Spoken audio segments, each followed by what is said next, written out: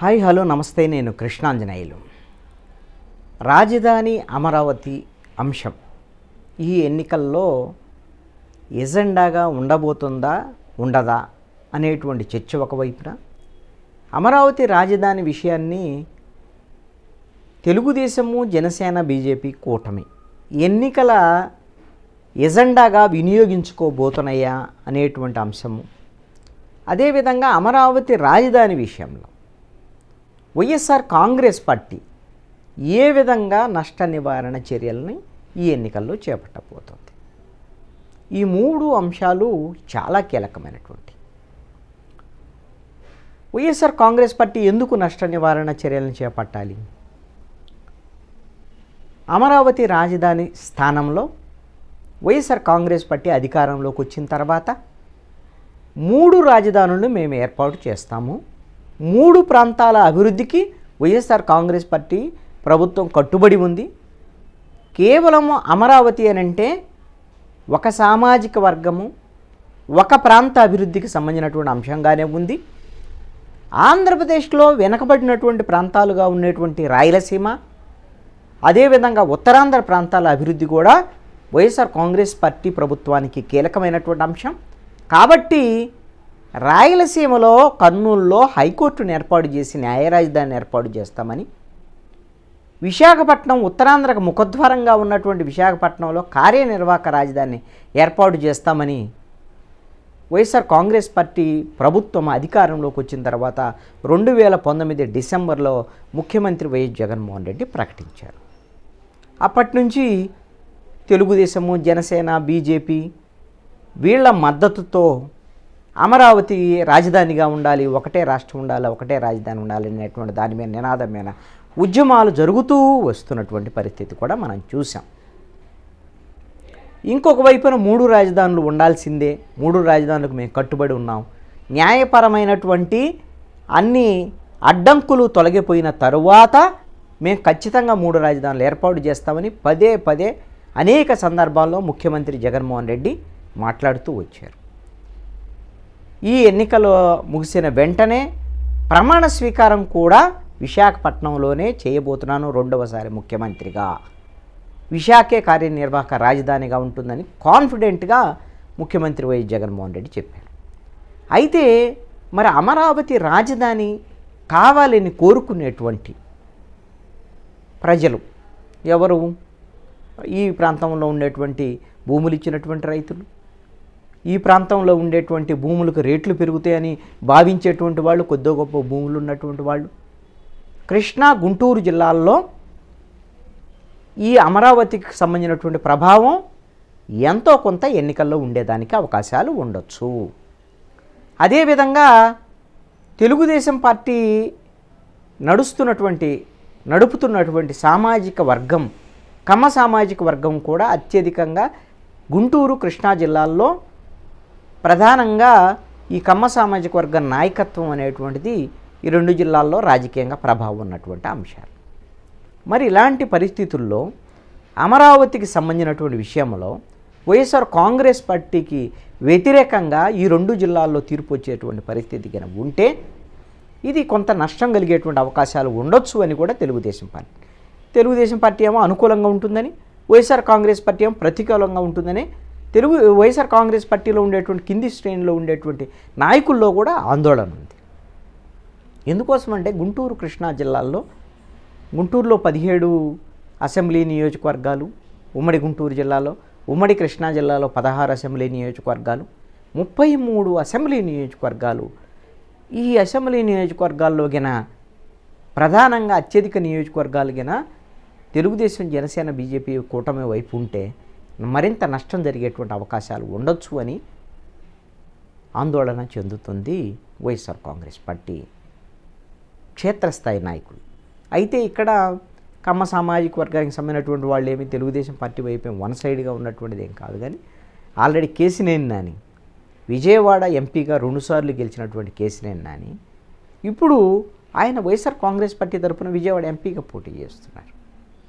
అందుకని కొంతమంది కమ్మ సామాజిక వర్గానికి సంబంధించినటువంటి వాళ్ళు ఇప్పుడు పెదకూరపాడు కాన్స్టిట్యున్సీ వచ్చేసరికల్లా పల్నాడు జిల్లాలో కమ్మ సామాజిక వర్గానికి సంబంధించినటువంటి నాయకులు అదేవిధంగా వినుకొండ బొల్లా బ్రహ్మనాయుడు కమ్మ సామాజిక వర్గానికి సంబంధించినటువంటి నాయకుడు.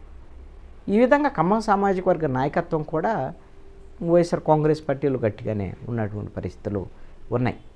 అయితే అసలు అమరావతి రాజధానికి సంబంధించినటువంటి అంశానికి వచ్చేసరికల్లా మరి ఈ విషయంలో 3 రాజధానుల అంశం మీదనే వైఎస్ఆర్ కాంగ్రెస్ పార్టీ స్టాండ్ అయి ఉంటుందా, లేకపోతే అమరావతి విషయంలో ఏమైనా పునరాలోచన జరిగేటువంటి దానికి అవకాశం ఉంటుందా? ఈ ఎన్నికల సమయంలో ముఖ్యమంత్రి వైఎస్ జగన్మోహన్ రెడ్డి బస్సు యాత్ర పేరుతో ఇప్పుడు రాయలసీమ, నెల్లూరు దాటి ప్రకాశం జిల్లా దాటి పల్నాడులోకి అడుగుపెట్టాడు.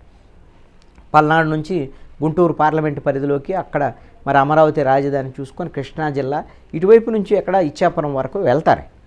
మరి ఈ సందర్భంలో అమరావతి రాజధాని ప్రాంతంలోకి గుంటూరు పార్లమెంటు అదేవిధంగా విజయవాడ పార్లమెంటు పరిధిలోకి వచ్చినప్పుడు ఏ విధమైనటువంటి ప్రకటనలు ముఖ్యమంత్రి జగన్మోహన్ రెడ్డి చేసేదానికి అవకాశాలు ఉండొచ్చు?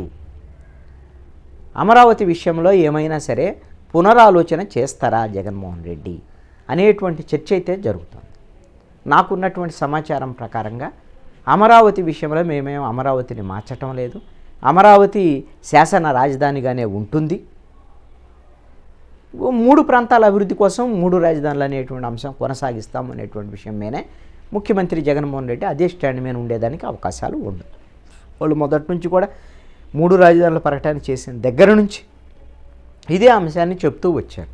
మరి ఎందుకు 3 రాజధానులు చేయలేదయ్యారంటే కొన్ని న్యాయపరమైనటువంటి చిక్కులు, కొంతమంది కేసులు వేయటము, ఈ అంశాల మీద న్యాయపరమైనటువంటి అంశాలన్నీ కూడా సుప్రీంకోర్టు పరిధిలో ఉన్నాయి. కాబట్టి సుప్రీంకోర్టులో కేసు తేలిన తర్వాత 3 రాజధానుల అంశం అనేటువంటిది ముందుకెళ్ళేదానికి అవకాశం ఉండొచ్చు.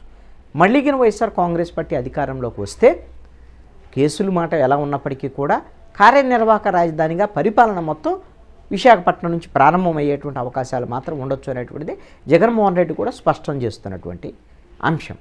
అయితే ఈ సందర్భంలో చాలా కీలకమైనటువంటి ఒక వాదనని వైఎస్ఆర్ కాంగ్రెస్ పార్టీ ముందుకు తెచ్చింది. ఆ వాదన ఏమిటి అని అంటే, అమరావతి రాజధాని ప్రకటన వల్ల అమరావతి అనేటువంటిది ఏదైతే 29 గ్రామాలకు సంబంధించినటువంటి ఆ గ్రామాల పరిధిలోకి అమరావతి రాజధాని ఏర్పాటు చేయాలనేటువంటి నిర్ణయం వల్ల గుంటూరు, కృష్ణా, ప్రధానంగా గుంటూరు, విజయవాడ నగరాలు తీవ్రంగా నష్టపోయాయి అనేటువంటి ఒక కొత్త వాదననే వైఎస్ఆర్ కాంగ్రెస్ పార్టీ తీసుకొచ్చింది. ఏంటి వాదన అంటే, వైఎస్ఆర్ కాంగ్రెస్ పార్టీ రాజ్యసభ సభ్యులు అయోధ్య రామిరెడ్డి గుంటూరులో జరిగినటువంటి డాక్టర్స్తో జరిగినటువంటి ఒక కీలకమైనటువంటి సమావేశంలో ఈ రాజధానికి సంబంధించినటువంటి అంశము గుంటూరు, విజయవాడ నగరాలకు ఏ విధంగా అన్యాయం జరిగిందనేటువంటి విషయాన్ని ఆయన వివరించేటువంటి ప్రయత్నం చేశారు. ఏమిటి అని అంటే, వాస్తవంగా తెలంగాణ నుంచి ఆంధ్రప్రదేశ్కి విడిపోయినటువంటి పరిస్థితి ఉంటే ఎప్పుడైనా సరే ఒకవేళ విడిపోయినప్పుడు రాజధాని అనేటువంటిది నాగార్జున యూనివర్సిటీ ఎదురుగా ఉండేటువంటి ప్రాంతంలో ఒక లిమిటెడ్ ఏరియాలో ప్రారంభించుకొని విజయవాడ పట్టణము, గుంటూరు పట్టణము 2 పట్టణాల మధ్య ఒక రాజధాని నిర్మించుకునే దానికి అవకాశం ఉందని ఎప్పటి నుంచో అనుకుంటున్నటువంటి మాట.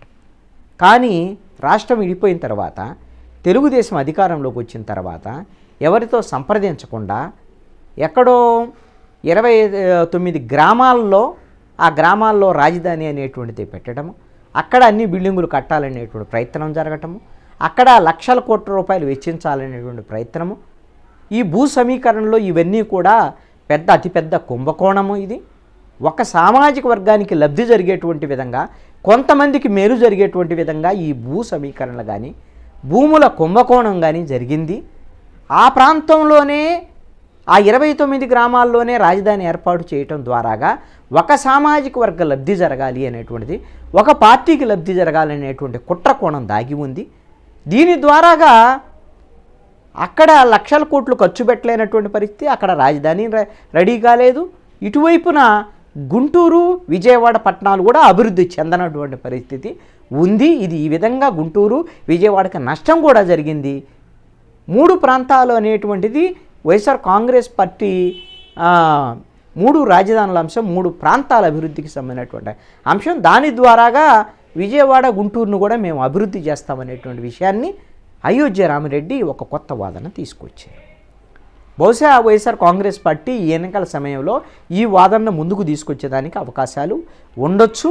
మరి రేపొద్దున ముఖ్యమంత్రి బస్సు యాత్ర ఇటు వస్తున్నటువంటి సందర్భంగా ఈ విధంగా అమరావతి భూముల కుంభకోణానికి సంబంధించినటువంటి అంశాలను ఆయన ప్రస్తావన చేసి మళ్ళీ ఇక కావాలని చంద్రబాబు నాయుడు ఇవన్నీ కూడా చేసి ఒక కుంభకోణం చేశారు.